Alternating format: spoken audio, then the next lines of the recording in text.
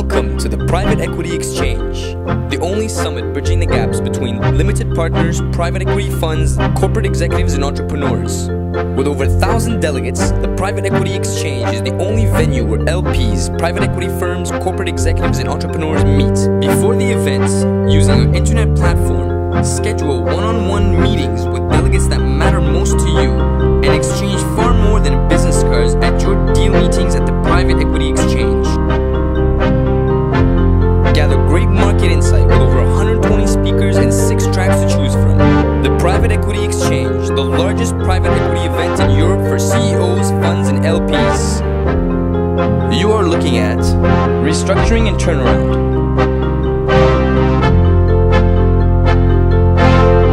Introducing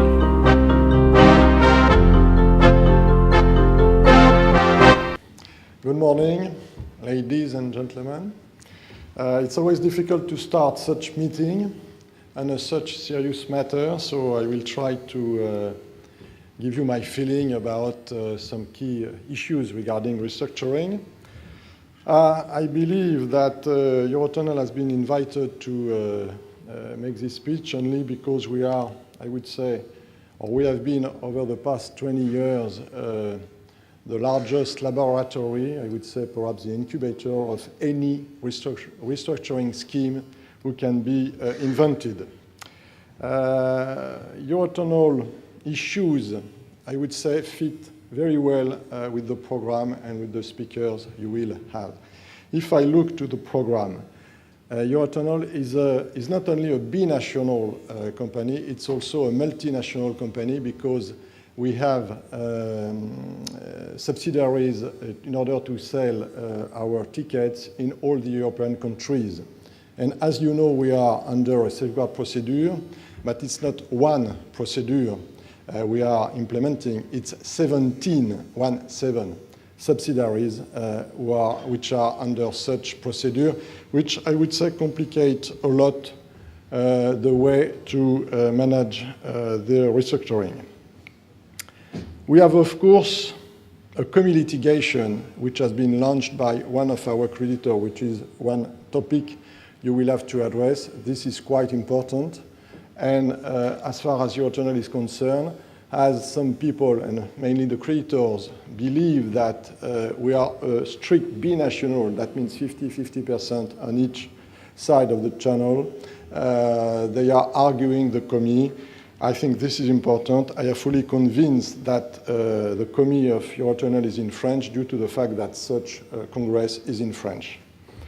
The next topic you will have to assess is how to avoid bankruptcy. Frankly speaking, it's my business each morning, and I think that this is absolutely key.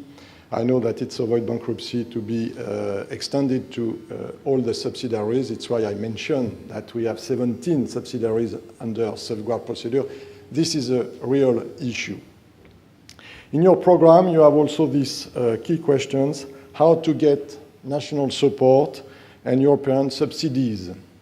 Unfortunately, I have not enough time to stay with you and to listen to this part, but I would be very happy to have some answers because, as you know, and for the last 20 years, Eurotunnel has never received any support from governments and any subsidies. And on the last topic you will have to discuss, management and complexity of the restructuring. The only thing I would say is when you want to tackle the Eurotunnel issue, the management must forget that there is complexity, because if not, you don't try to solve the issue. Having said that, I think the way to launch your works is to assess what are the different stakeholders' point of view. Very often we say there are contradictory interests. In the specific case of Eurotunnel, this is absolutely true. And just to give the framework of our creditor situation, 20 years ago, Eurotunnel started with 204 banks which raised the first capital. We had 6 equity issues, and 3 have been done by the existing shareholders, and it could explain why there are some emotion in such shareholders' side. When we started the latest restructuring, which is under negotiation, we started with 108 creditors, and on top of that, I must add all the unknown bearer of bonds, which is, I would say, the next key issue I will have to solve on the 14th of December. You have in the papers, Les Echos and the FT, an advertisement today to say, bondholders, Eurotunnel bondholders, wherever you are, in the Cayman Islands or in any other part, please go to the Paris court on the 14th of December in order to vote on the plan. This comment is just to underline that you have strong logistic issues when you are managing a restructuring. This is well known by you, but it's clear that all the details, perhaps my first message, logistic and details are quite essential, I would say vital, if you want to be successful in a large and complex restructuring. On the way to restructure the company, and as far as distress situation is concerned, you must also know that Eurotunnel tried 5 years ago, in 2001 and 2002, I would say to do your business. That means Eurotunnel has implemented a specific repurchasing of the debt, part of the debt, under specific vehicles, which are named FLF, Fixed Linked Finance. And this today, perhaps it has been quite clever 5 years ago to implement such specific vehicles, but today it's absolutely awful in order to involve them in the restructuring, because there is huge constraints, huge commitments on such vehicles. And frankly speaking, my second message is to say, when you implement a new scheme, when you restructure, please think about the way, I would say, to make the further restructuring, or to have an idea about the way to exit from such restructuring, because I think in any situation, it's clear that 5 years later, it's clear, for instance, for the LBO, you have to sell your LBO's company or something like that. So really, when you implement something, I think it's absolutely key to see and to decide how you can exit from this scheme 5 years later. This is on the creditor side. On the shareholder side, I would say, regarding Eurotunnel, it's absolutely unique in the world. No core shareholder. I would say the first core shareholders have been the bank. It's not their business, so they sold out their shares immediately. And now we have 800,000 individual shareholders, which I hope it's not a public meeting with journalists. A large part of such shareholders have absolutely no understanding of the economic rules, no understanding of the stock exchange rules, and so it's one specific difficulty we have to tackle within Eurotunnel. And I think we need to keep in mind that a company is a lively company, an operational company. That means we have to take care of the staff, the customers, even if we are obliged to implement a redundancy program. When I have been appointed, the staff level was 3,200 people. I reduced the staff down to 2,300 people without 1 hour of strike, because the staff at this time understood that they need to make strong efforts in order to give the best profitability, and you know that we have reached 60% of margin, operational margin, which I would say gives a good capability to reimburse the debt in the future. This was absolutely key before any restructuring scheme, financing scheme. But you must keep in mind that after such efforts, the staff want to get something back. And if you forget this, you can have some awful days to come. So, with this framework, creditors, shareholders, staff, management, what are their interests, what are their requests? Quite easy. I would say, in the Eurotunnel case, it's a specific case. Some creditors, hopefully after the vote which took place 3 days ago, a minority of shareholders, mainly bondholders, want to get rid of the shareholders. But it's not a problem because the shareholders want to get rid of the creditors. So it's absolutely balanced, but of course it's a conflictual situation. As far as the staff is concerned, I would say it's easier. The staff want to get rid of both creditors and shareholders.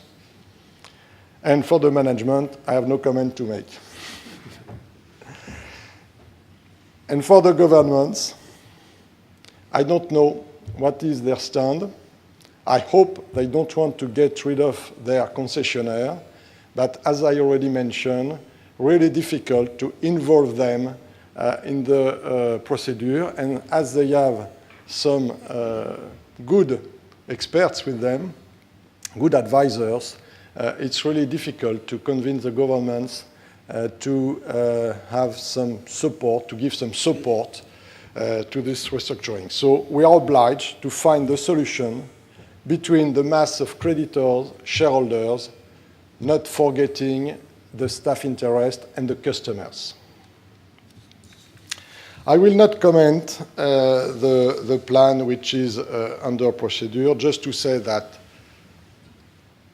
due to the high complexity of the existing scheme, the only way to implement a sound and reliable restructuring, I think, is to get rid of the past, which means to have a very simple structure. And so we have designed something, I would say, in the simplest way we can make, which is one senior debt, only one senior debt, which is a 4.2 billion euros senior debt with a new banking pool. We are selecting, I would say, this syndicate, this bank syndicate. So with such amount of new senior debt, we will exchange part of the previous debt with this new amount. In order to exchange the part of the debt which will be cancelled, we intend to issue new bonds in the volume of 1.9 billion euros. So these bonds will be redeemable bonds and convertible bonds. We have, I would say, a split between the different creditors who will exchange their past debt with this new ORAS.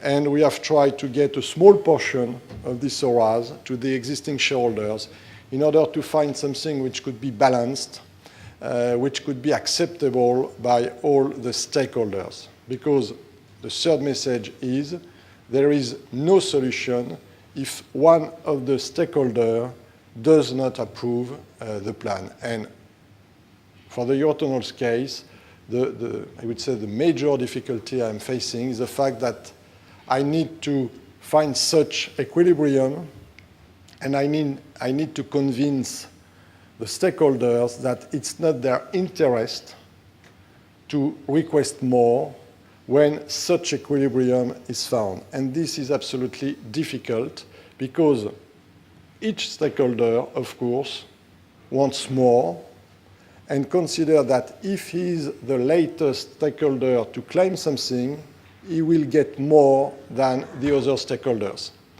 And at this stage, we have, as you know, been successful to convince the major creditors that we reach such equilibrium. So the financial creditors, even with some litigations or argumentations, have approved with a slim majority, I must confess, with a slim majority, have approved the restructuring plan.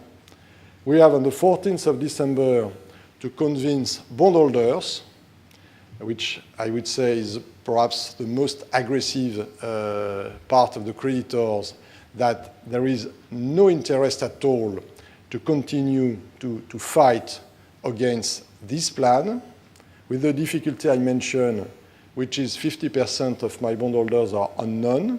So when you want to negotiate with unknown people, it's not quite easy. And at the latest stage, of course, there is no restructuring if such restructuring is not approved by the shareholders, because whatever the scheme you are selecting, you need, of course, to, I would say, to interfere, to have a capital restructuring, which needs, of course, the approval of the shareholders. So I would say one of the main difficulties is the fact that you are not inviting the stakeholders to give their advice at the same time. First step, the financial creditors. If yes, which is the case, second step, the bondholders. They can say, we have a blocking position, and if we block the plan, we have the possibility to rediscuss, which in my view is to reopen the Pandora box. So it's one difficulty. If you get a yes from the bondholders, you have a final step, which is to get the approval from the shareholders. So really, I think one of the major weaknesses of such mechanism under the procedure, the safeguard procedure, is the fact that at each step, you could find some people who want to exchange their blocking position against some additional benefits that you cannot give them, that you cannot deliver. Because if you give an additional benefit to one stakeholder, you have all the other stakeholders who are shouting. And so it's not possible to go ahead. So this is, I would say, a major difficulty. You have really to find the best equilibrium, and when such equilibrium is reached, you have to spend time to explain to people that there is no interest at all to reshuffle the deal. And I will go to the conclusion with my personal feeling regarding the key issue, I would say, to discuss in your working session. But having said that, I would like just to finish on the plan, just to say that part of the bonds I mentioned, which will be issued, are callable by the company, 2/3 of such bonds. And this, of course, is a scheme in order to convince shareholders that the dilution they could face is something which could be managed by the company. Another way to explain this scheme, which is considered by some of bondholders that a lack of time, or I would say a complex timetable, is the fact that in the Eurotunnel case, I am fully convinced that I cannot get approval from shareholders if there is an immediate equitization. It's due, I would say, to the Eurotunnel story. It's due to the fact that we have no core shareholder and that we have, I would say, not enough economic knowledge in my shareholders' basis. So this is absolutely key. The financial creditors understood this point. I hope a majority of bondholders will understand this point, but this is a weakness. That means to invite creditors to consider the specific situation, and I would say the specific country in which we are operating. And so, as it is time to conclude, I would like to launch 2 key messages in order perhaps to launch the discussion. First, when you look at a file, we need to have a full understanding of the local constraints. And I would say the key constraints are legal constraints. My main concern are not economical equilibrium. My main concern is to explain the French law, because we have selected such law, to UK-based funds. And they are always working on the basis of the common law they know, but unfortunately, it's not the common law which applies in France.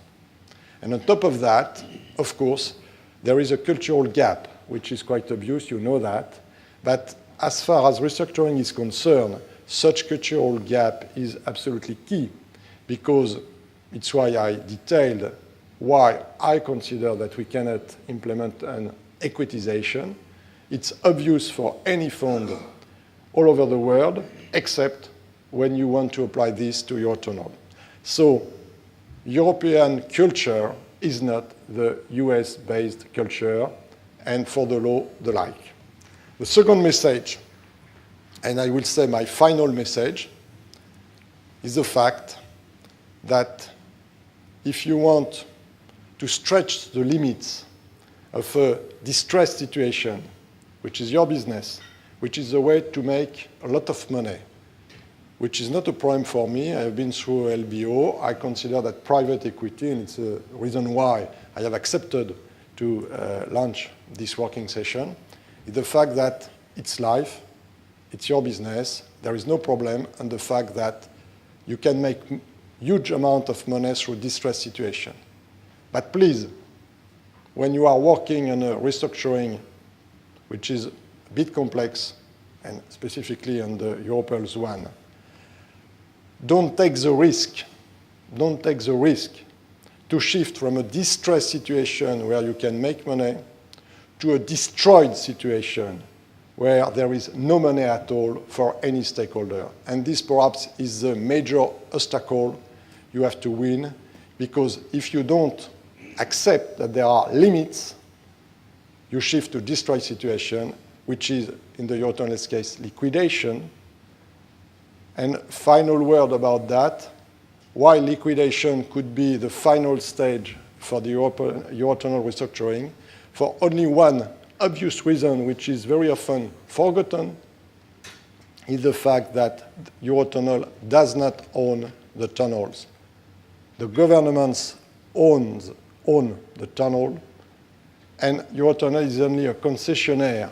And if a concessionaire fails, the duty of the states is to find a new concessionaire. And so there is nothing at all for the stakeholders. So please do your business, but don't kill the companies on which you are working. Thank you for your attention. Dominique, I give you the floor, and I'm sure that you will have a fruitful session on all the topics you have selected.